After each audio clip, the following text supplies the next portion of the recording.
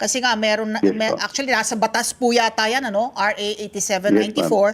94. Pinaparusahan, penalizing overloading. Ang dapat gross vehicle weight greater than 45 tons Yes po. is penalized. So sinasabi nga, nasa 100, mahigit 100 tons ang karga nitong Yes truck po. na ito of quarried rock. At sabi nyo ngayon lang natin nalaman, convoy pala yan. Ibig sabihin, hindi lamang ang kinakarga nung, kumbaga, yung bahagi na yon, maaring Pare-pareha sila. sobrang bigat. Ito po ang tanong ko. Hindi ba meron tayong mga tinatawag na mga weigh station? Di po ba? Yan ay parang checkpoint, nakikita natin yan, parang checkpoint yan ng mga vehicles kung saan sila ay tinitimbang and inspected for safety. Yung factor po na yon, and the fact na parang may paninisi doon sa parang flagman na pinayagan to cross the river, no, not done to cross the bridge na pumasok doon sa span na yon.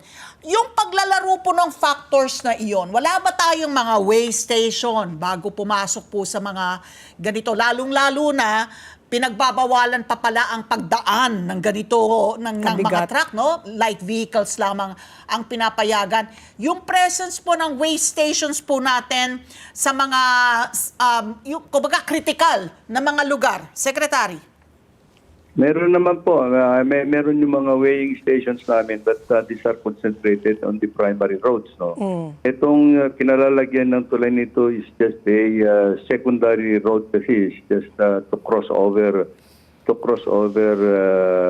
Cagayan River.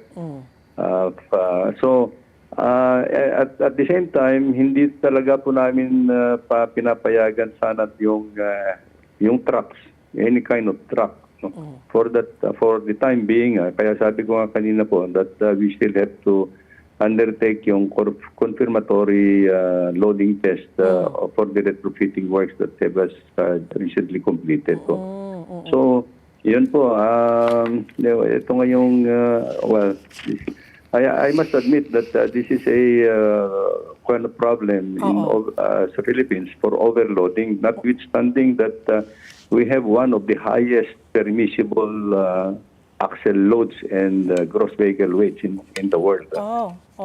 So, Secretary, I'm curious, no, after you submitted your report, because the President came out with a statement, he said, heads will roll, after this investigation. Yesterday, we had a chance interview with Heidi Mendoza, and she said, what is important to look at is the contract review report. Is that what you submitted? Because it has crossed over so many administrations. It has started with the administration of Pinoy, crossed over to Duterte, then now PBBM. So tatlong administrasyon na po ang dumaan po dito sa tulay na po ito. So ano po ang... Opo, sige po. Yes, ma'am. Yes, po. I just want to make corrections actually. There is nothing contract under this administration po that was implemented under hindi this na po administration. Okay. Kasi the retrofitting works contract was in early 2022 pa ito. Early And I think 20, okay. The design of the retrofitting works was done earlier than 2022. Yung implementation po was 2022. Oh, okay. So and it went until 2024, 2024 po. Okay. So two administrations from Pinoy to Duterte, Yes, if the PBM administration is not part of this. Pero yun na nga po, ito ba yung contract review report po ang na-submit ninyo po, and do we expect ho na may listahan na rin po of the heads that will roll? Paano po yun? Kung dalawang administrasyon na po, baka marami na po dyan, wala na po sa DPWH, mananagot pa, sila ba ay kakasuhan? Yung contractor most especially. I think, this probably would be part of the investigations, but at this point in time po, ang pan po namin we would like to expedite yung technical investigations that we have to do, because we want to see if the entire structure has been compromised because of this incident, and to what kind of retrofit or reconstruction rehabilitation works have to be done para, I think, to make sure that magamit na ulit yung tulay at the earliest possible time. And I think ang kwan po nito kasi I think it will take a little time, because ang plano po namin dito is again to to engage private or the third party to help us investigate the structural integrity of the bridge.